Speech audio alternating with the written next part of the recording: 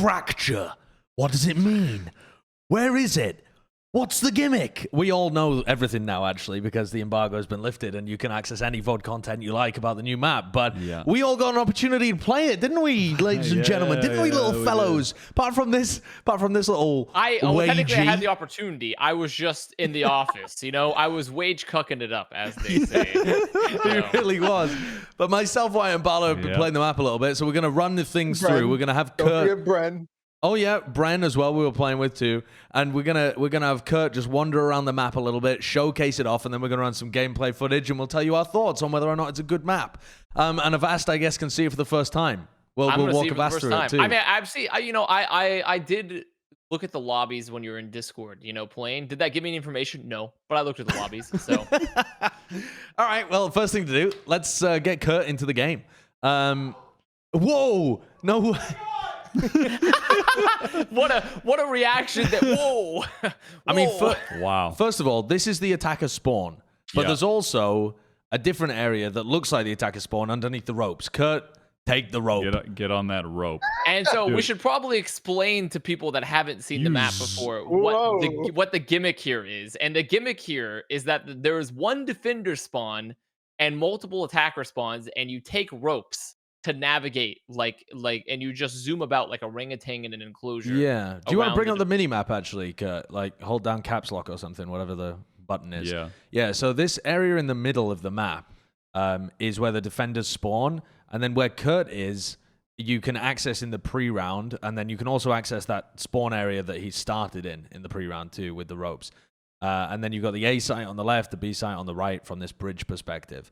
So it creates this really weird dynamic where you start a lot of rounds with people on opposite sides of the map, and then you're trying to pinch different bomb sites.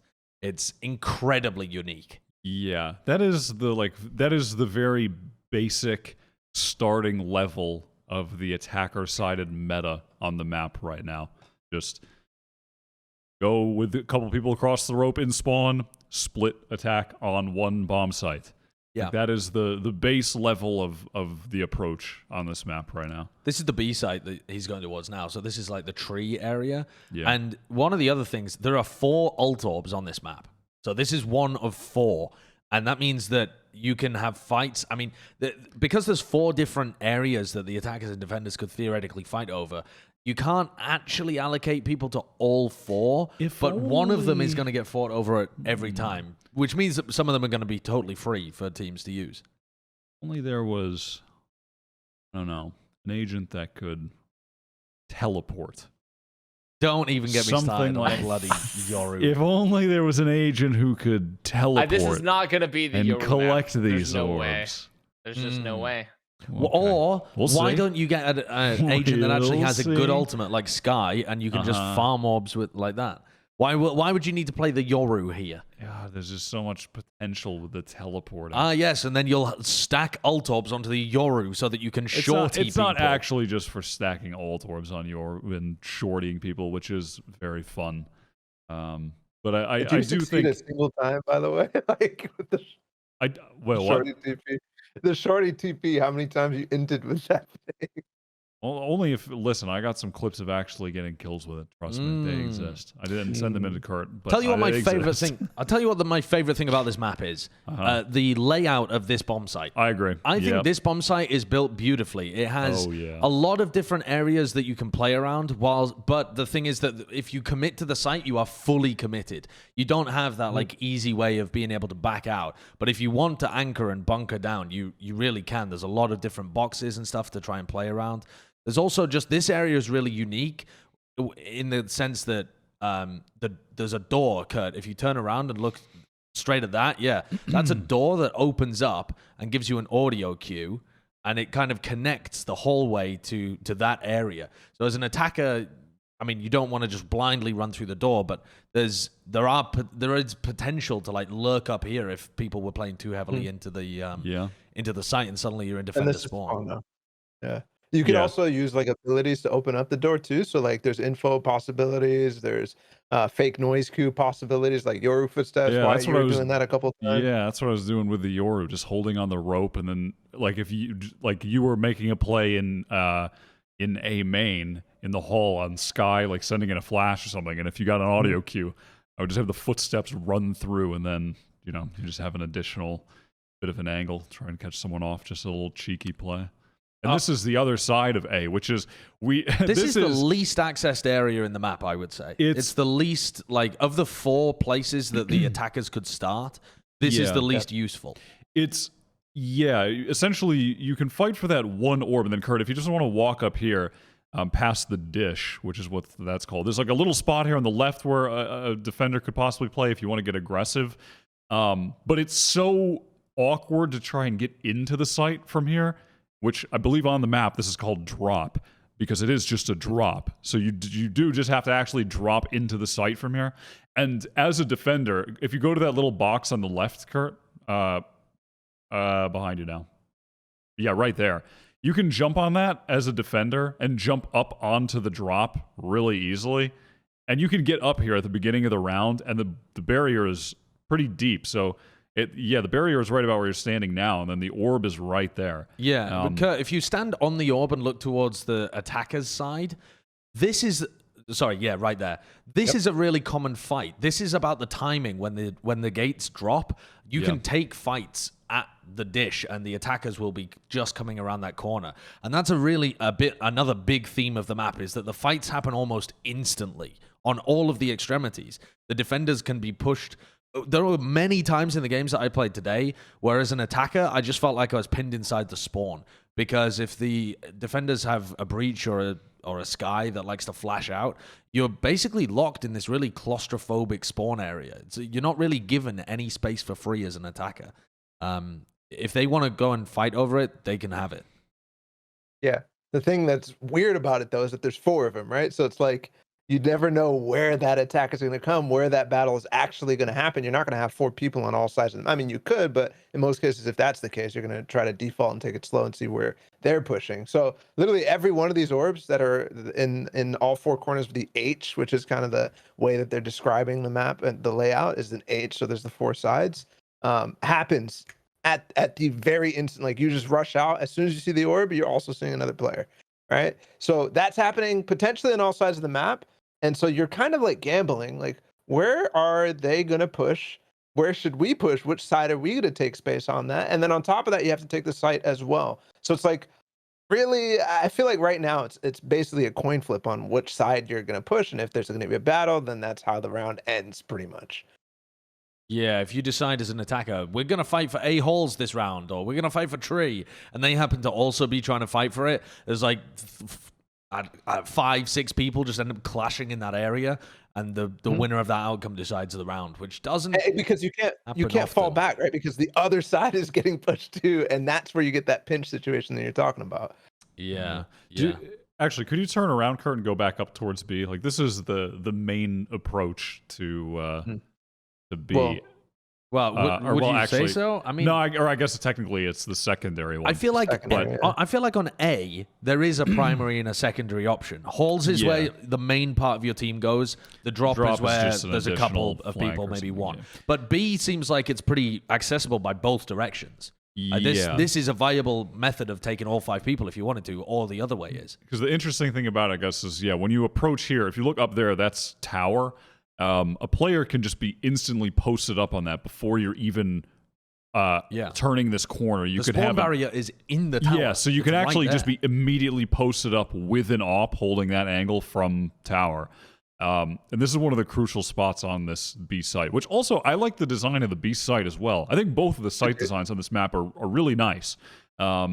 And especially they feel so different from, I guess, what we have on a lot of the maps, or specifically Breeze being the last one, where the sites are so enormous. Yeah. Just having well-designed, smaller sites and a lot of cover. Pretty nice. Like, really good cover to be able to play around. Some cool designs for the sites here. And this is, at least so far, a really common plant spot. Like in that corner, Kurt, to your right, like being able to plant here, or tucked away even a little bit further. Yeah, this is a really common plant spot, at least at the moment.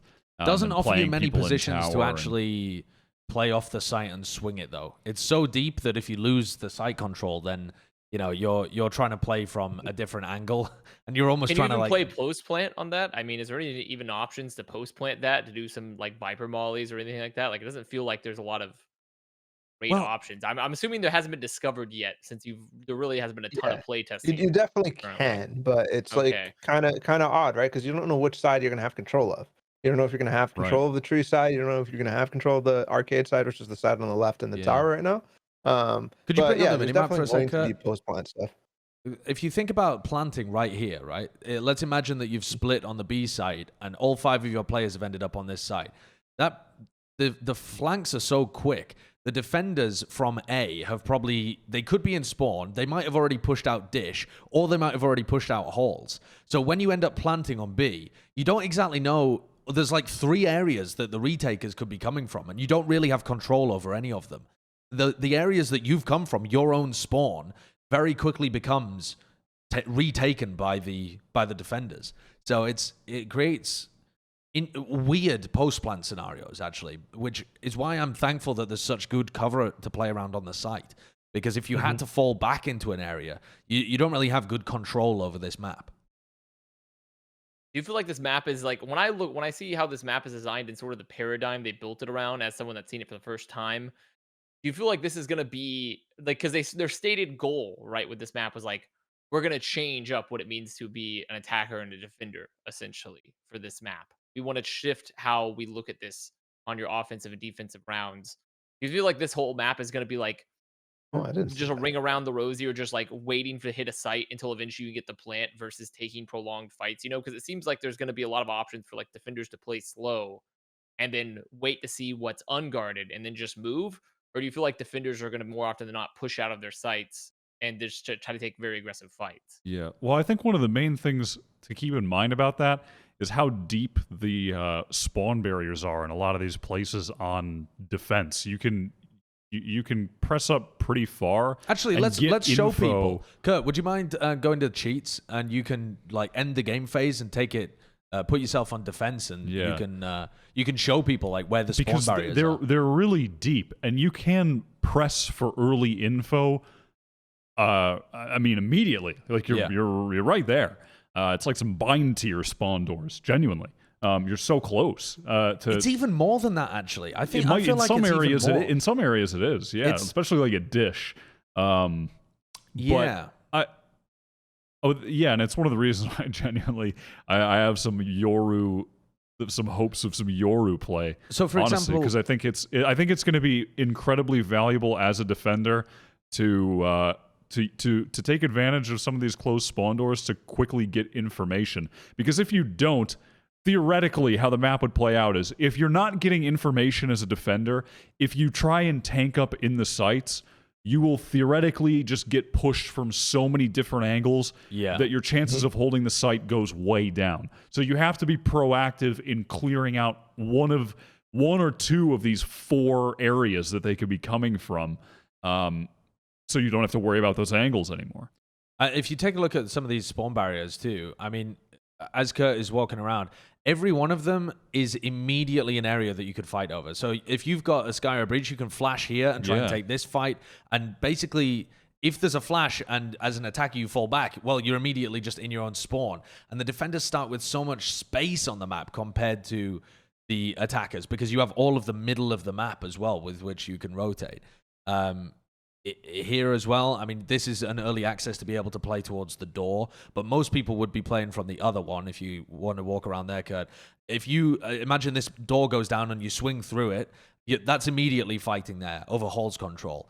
And if you don't, if you just give this area of the map up to the attackers, then that's a significant disadvantage in terms of knowing whether they're going to split through door or whether they're going to quickly be into the site. You at least want to make them fight for utility or use utility over that area. It feels like, anyway.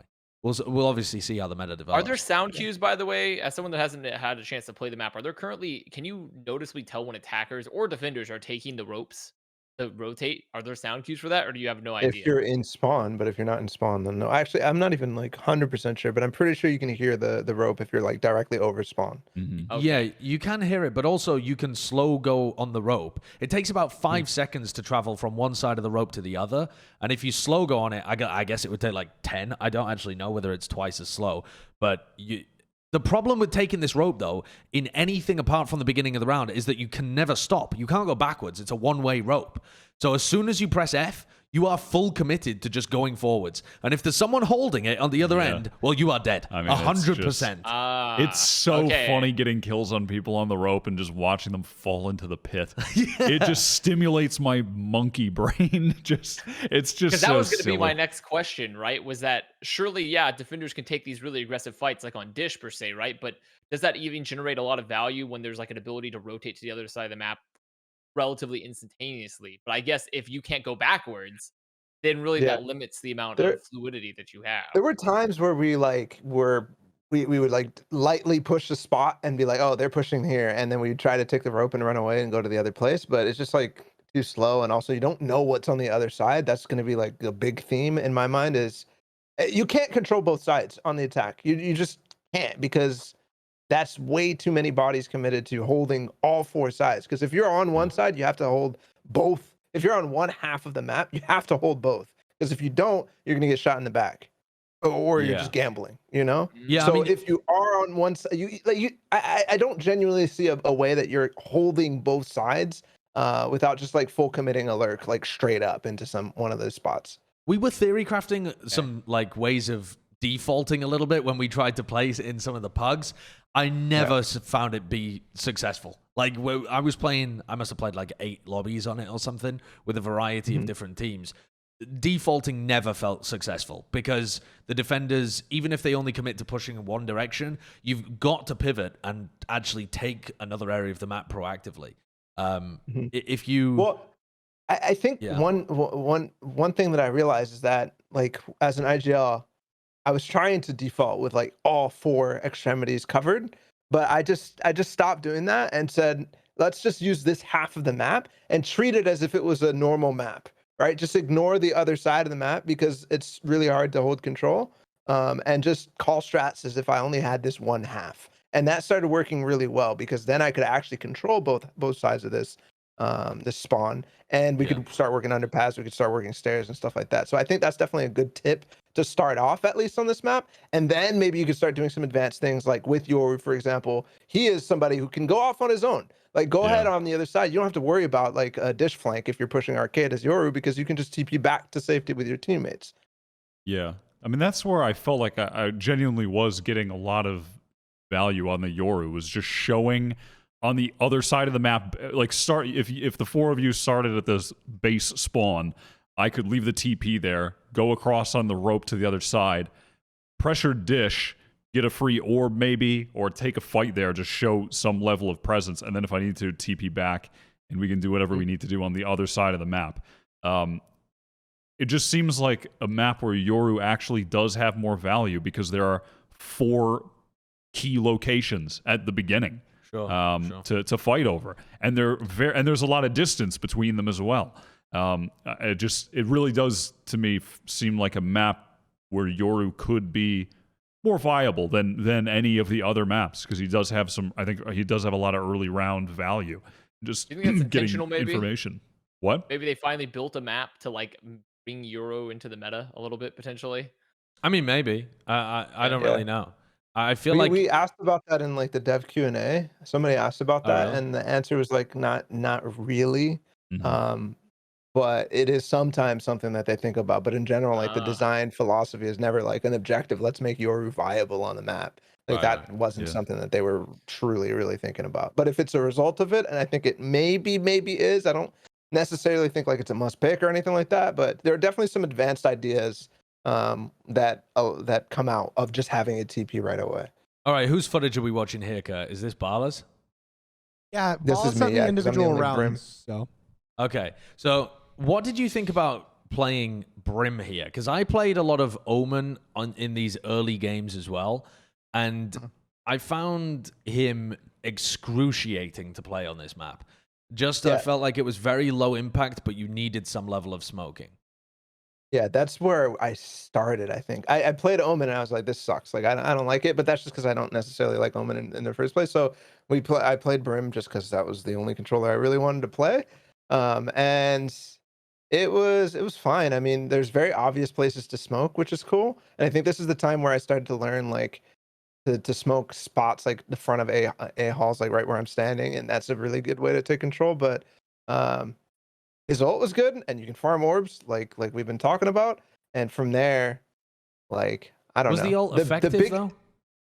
Yeah, it was actually for like clearing. For example, like I used it in this round. Like I used it on the B site so that there was. Well, I wasn't successful because I didn't play Brim in a long time, so I didn't realize how freaking short that ult distance is. Yeah, I didn't get it all the way in the back of sight, but you can clear under sight with the ult, for example, which is super valuable. Or one time we used it on the attack side to play the bridge side, and we ulted tower and pushed into the site. That was really good too.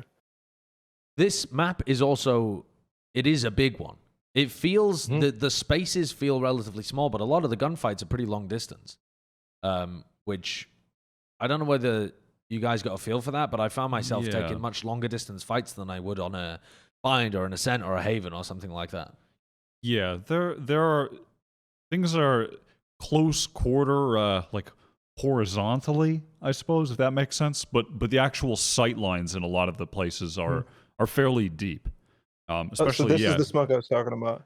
Like you're smoking top A hall so that you can control doors and ropes, and then you could play off of that. That was something. Oh, and this was just a mess. And I mean, here you can see how good the defensive utility is to try and like fight over this area. And look how claustrophobic it makes you feel as well. This was my really big impression from playing attack on this map, is that it felt like you had no space. Because what does Balla do here if all of the breach util and there's people pushing him? You could take the rope and try and run away, or you can try and back off to spawn and play from spawn, but that's such an uncomfortable position where you've given up the entirety, literally all of the map. It's it felt weird. Yeah.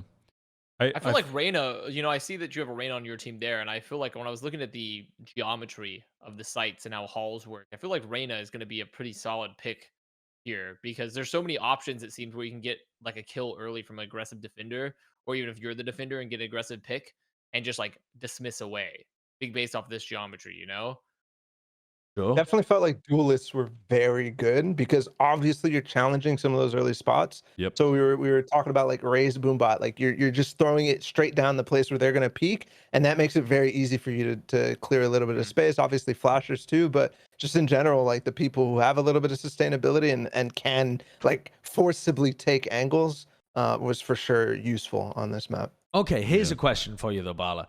It's you playing Sova here, right? Yeah. Average Jonas tweeted saying, finally, a Sova map, or a map that Sova's good on.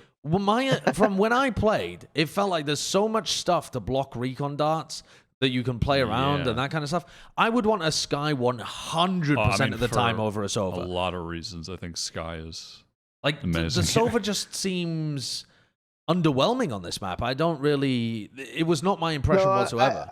I don't think it's underwhelming. I think this is going to be a just fine Sova map, but like, of course, Jonas is going to say like, "Oh, finally Sova map," for pretty much every map that comes out. I didn't feel like this was. I obviously didn't learn any darts or anything like that. But even winging it, like I could see some like, feels like the sites are not big enough, like breeze, where it's impossible to really get. Like you're not clearing an entire site or an entire corner of a site. Even you are getting decent scans with darts, and it's not split where there's crazy elevation. It's really hard to get the Hunter's Fury like connecting.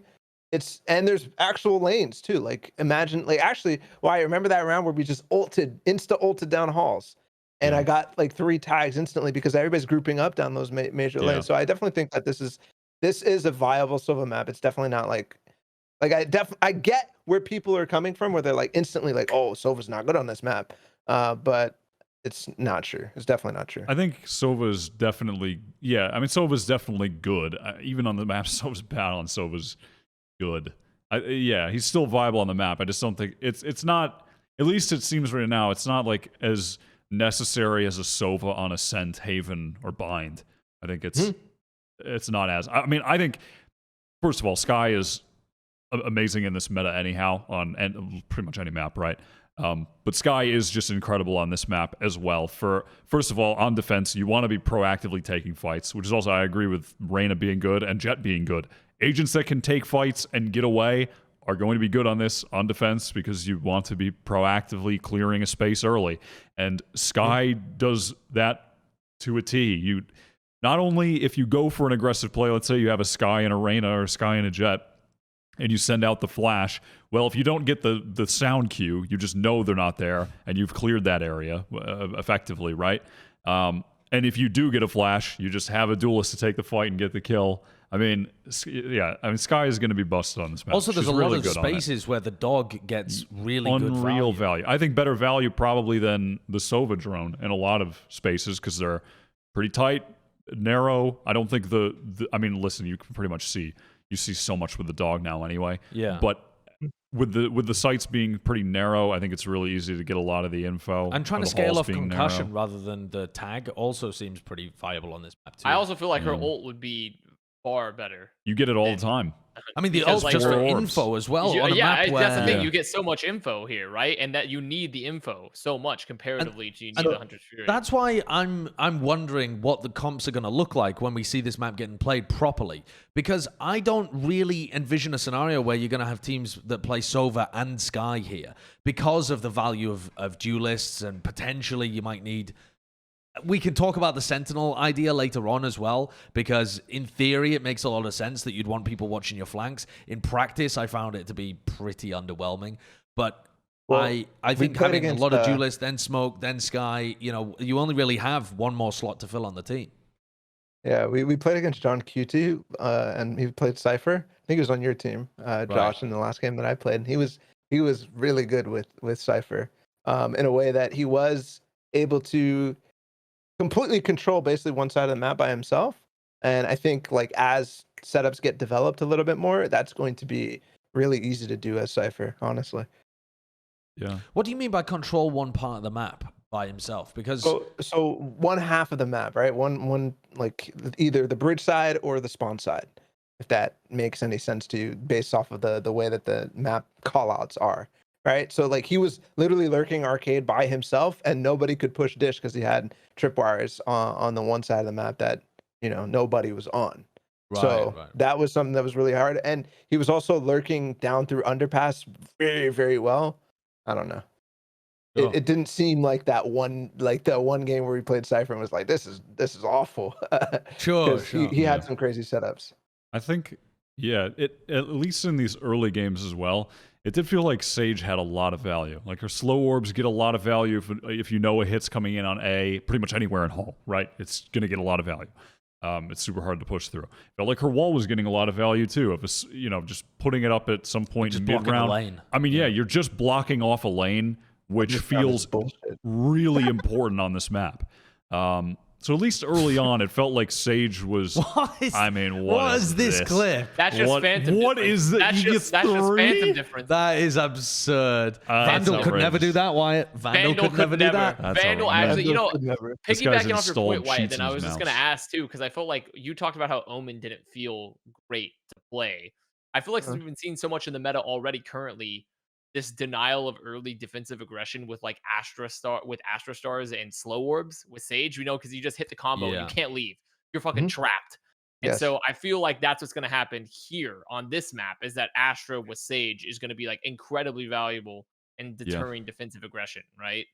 Yeah. The thing with Astra that I'm scared of is that I don't want to be fucking in my Astra form when they're pushing me on both sides. Like, that is but like, surely, right, you would hope that you would have like the other flank covered, ideally. Yeah. That's not like, it's not a given always. Not because a given, sure. One flash, for example, if you're holding A halls, one flash on stairs, that person who's holding stairs gets flashed off, and they're shooting you. If that guy is not holding the angle, they're literally shooting you on the outside of halls. This round, ludicrous. Oh yeah, this absolutely ridiculous. This shows Ball is sent in the frag movie. Yeah, Bazam. But yeah, so I do think from My experience playing a bit of Omen and then listening to other people play Viper on the map as well, because we were playing with a guy that does Viper one-trick YouTube videos, I think, and who did find some really good, I can't remember his name, I think his name was Brush? Yeah. It was Brush. Right. He makes educational content and plays Viper a lot. He's not all right, sure. That's a better descriptor of him, I'm sure it is. But he found some really cool ways of putting down the wall and smoke to be able to lurk into the B site. Like that wall that Balla was spamming through, right? That kind of stuff that forces the defensive positioning. But I feel like because we were just playing random rank games with content creators, no one even attempted to find value of Astra. And I think in a real team environment, you would be going towards the Astra the majority of the time. Because all I saw were people going for Omen TP plays. Yeah, because it gives you so much potential map control as well. Yeah. And you only really need a couple of smokes. I think flashes are going to be more important here than smokes potentially, but there are definitely areas that you're going to want to smoke off. God, I did send in the frag movie. Holy crap. What is this? This is what do we got coming up here? We were playing. Oh yeah, there's John T. Just gets destroyed. Look in the chat real quick. He's gonna say, "Balla, you're fucking ridiculous." And then this is Flex Ninja. This guy has coming remembered in. everything that's been said to him. Yeah, you are different, Balla. There it is. So 1v3 in the 11. Oh, this is where you beat me in the 1v1 at the end. I did. Yeah, you chose. Were you playing yours? I hit fucking Balla for 140 and I had a ball. I didn't realize my teammate tossed like that. That's the value of Yoru right there. Oh, you kind of got you don't see it. I had a bulldog in for 140. I just turned my head away because I knew he was about to just do some stupid stuff, and he was like, "Oh my god, he's not looking at me." See, the position that I was in here though is kind of a nice little position, like right there.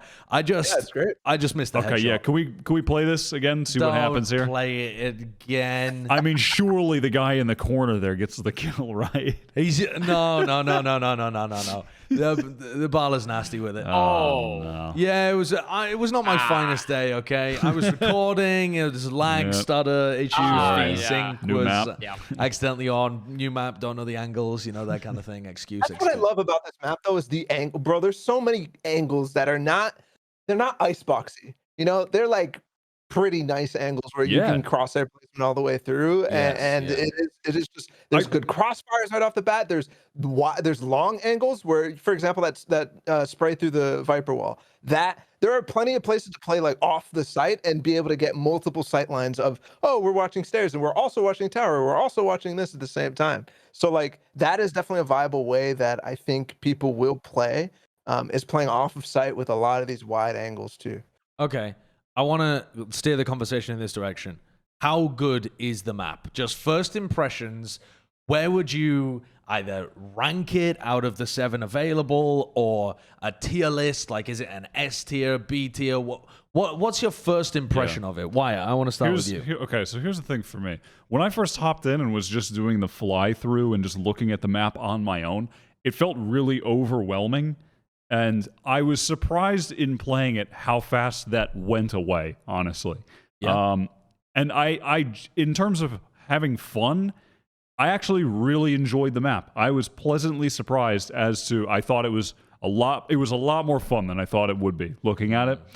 And I do wonder though if some of that is because we were playing with a stack of us, so there was some level of attempted coordination, whereas I do worry about, at least certainly early on, I think this map in ranked, etc.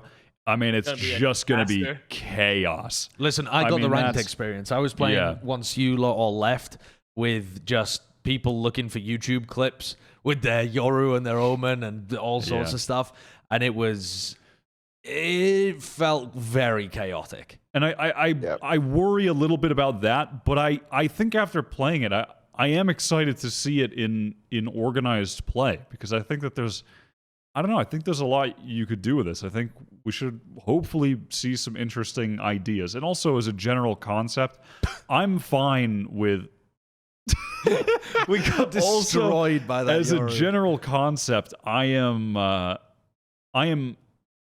cool with Valorant having different ideas for maps and different approaches to the maps. I'm not one who thinks that it needs to be so straightforward. This might be my favorite gimmick out of any of the gimmicks. Really? Yes, it's the most fresh, the most tack FPS-y than any of them. It feels like they just basically extended the concept of map control to a degree that, like, we just couldn't even imagine in different games and different maps. Like, I've never thought of this concept, and I don't know. It just feels really fresh to me. My take from playing it is that the angles, the sights, the layout is all beautifully designed. But to me, it would be a better map if they got rid of the gimmick. If they just gave one side of the... If they gave one team control of the attacker spawn, and the defenders had control of the attacker bridge, and then the middle of the map was open territory that nobody really started with access to, I feel like that would be a better map. That would be it would flow in a better way. To me, when I'm playing this, it's nice that there are different ways in which you can approach and split sites. But really, my biggest gripe with it is the little control that the attackers have. It feels very, very difficult to slow the game down and have any kind of control over the tempo of what's happening as the attacker side. And then if you're getting pushed, you're in such a claustrophobic area. I do like the design of the small parts, but I think the gimmick detracts rather than adds to it. I feel like if the ropes are... When you watch the gameplay of it, when you hear your experience so far as someone that hasn't actually had the chance to get in there, is that if the ropes are that hard to use, then it definitely feels like the gimmick is a little wasted, right? It feels like it's very hard to actually get the most value out of the map if you are afraid to literally use the rotation in the middle of the map to go to either side, right? It feels like there's going to be very predetermined, like, we are going to be poking for info on one side. If we get pushed heavily by defenders, maybe we give like an Astra Star and a slow orb, we back up, and then we go hit another site or something like that, or we re-push. Versus let's try to rotate throughout the map on the ropes, right? Because you're so afraid what's going to be on the other side, unless you already have some map control. So to me, if the gimmick is hard to use, then it kind of defeats a little bit of the core design of the map, right? I think the ropes, so at least right now, they just feel like more of a pre-round tool than a mid-round one. Yeah. It's just more about being able to approach the sites. I don't even think the rope is the gimmick at all. Like, you don't think the ropes? I feel like it's a part of the gimmick when I look at the rope. The rope is almost the facilitator. Yeah, it facilitates it, right? If it was a tunnel instead of a rope, you wouldn't be able to... Oh, that was ridiculous, by the way. I don't know why the Viper was there. The Viper took the rope, went over to arcade, and tried to knife me. This is what I'm talking about in terms of chaoticness, because there's no world in which that is a normal play to make. That is just bonkers. The content play. But the rope is there in order to facilitate 4-second rotates between the spawns. It's almost the same as just having like a like at the airports where they have the like flat escalators that zoom you along. It's like that, right? The gimmick is not that there's a rope. The gimmick is that you can get from one side of the map to the other very, very quickly, and you have access to it at the beginning so you can split from opposite directions. The rope is just a facilitator for the gimmick. 4 orbs. That's a lot of orbs. 4 orbs is a lot too. But I think that, like, I agree with the overall point that, like, probably without the gimmick, it'd be a really good map too. And I think I agree even more when I think about it in context of ranked, right?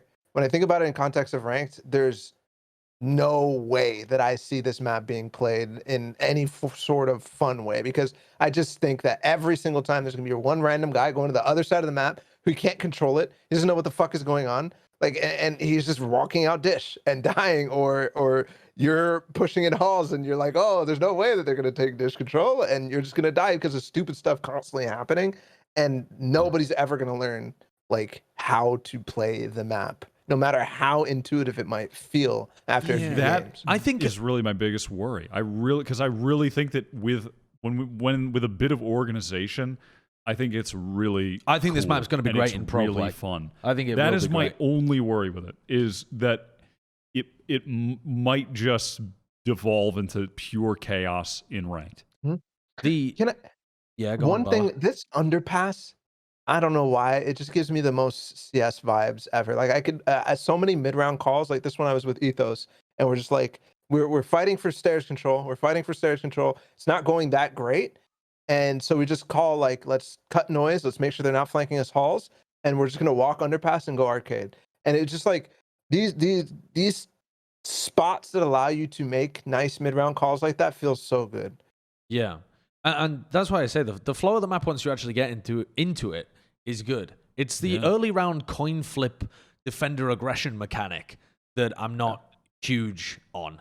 That's the real weakest part of it. I'm wondering what's going to happen when some of the pro strats trickle down to the ranked player base, because that always happens in Valorant. You know, every time you load into Icebooks now, people aren't picking, you know, fucking Brim and Cypher and stuff like that. They know that the pro teams play, you know, Reyna, Sage, Sova stuff, so they implement it themselves. On this map, I feel like people are eventually going to come up with just we're running a B split, and so half your team goes to the bridge, half your team stays here at tree, and you just do a B split. And some very basic strats like that will form. But if you ever want to try and slow a round down on the attack half, you're going to have absolute chaos. Yep. Yeah, definitely. I feel like there's some adjustments they could make early, though. Like, could they change some of the gates? Do you feel for the defender spawns that would change that at all to like make it so it's not such chaos on attacker, specifically for ranked? I just think when we look at like the ranked perspective. No. I mean, look at that. Or is it just impossible? Look at Brent just getting that funny. kill on the guy on the road. It's so funny. This is what I call the around the world strat. You run underpass, run back to spawn, run down the rope. It was at this moment he knew he was fucked. I mean, you've also lost the gun. If you do that on an eco round, we've done it a couple of times where the gun just falls and you're like, well, I can't retrieve that anymore. He looks like fucking Darth, like Emperor Palpatine's fucking falling down. The adjustment I would like to see, though, Avast, based on your question, is just moving some of the defender gates back a little bit, so the attackers start with priority access on at least a couple of these areas of the map, so that maybe the attackers feel favored to take tree control, or the attackers feel favored to take halls, or something like that, so that you would have to be really heavily overcommitting bodies there to hold it as defenders, something like that. Obviously, it needs more time. I think early adjustments are going to be really reactionary and probably wrong, because a lot of people's early thoughts can't capture all the ways the map could be played. But that was my impression, that it just feels, it doesn't necessarily feel defender-sided, but the early round feels like you're playing defense when you're on attack. Yeah. I think pushing the spawns up for attack, I think that would ruin the map for me. Not gonna lie. Do you like the fact that there's just so much space for the defenders? I think you would actually give too much. I think, yes. I think to answer your question, yeah, I think I like that because it feels like as an attacker, I need to take stages of the map before I execute, right? Mm-hmm. And no other map feels like that. It feels like in some cases you just walk up to whatever space you have and you're just ready to do whatever you want, you know? It feels like you're actually challenging these spots for the first time. Yeah, it does. I mean, in some sense, it feels a little like the CS model of not even having spawn barriers, where you come out of spawn and then you're like, it's the timing of meeting people at these different various areas, and you immediately get into these battles for map control over like key crucial areas. It does feel a little more like that, which some people are like, I suppose. It happens all over the place. Maybe eventually a meta will develop where the defenders just give up certain areas of the map too. Like I think mostly the defenders when we were playing the games gave up dish pretty much every round. But the other areas were pretty fair game, like just rotating around the sky or rotating. Well, then there was breach. other times where we were like holding dish as our way to hold the site, right? You would hold that one side and then you'd basically fight from dish, you know? Yeah. Right. There's also all those ideas. I think one tip is definitely stuff like that is to, on any of the extremity, like you can push into it, get the info and fall back to better spots as long as you have the time to do that, or you can just hold that extremity and you're still able to fight sites, like on a defensive perspective. We have, just as a final point, I want to ask a question. What composition do you think is going to be played on Fracture? If you had to guess the meta comp this early, Okay. what you got? I'll take a guess, and I'm going to put Yoru in there. 'Cause Oh, bloody fuck it. hell. All right. Jett, Sky, Astra, Sage, Yoru. Why Sage? I just don't. Why Sage? I feel like Sage could be. I decent think for the that Sage defensive is aggression, really right? powerful on A for really easy hulls control.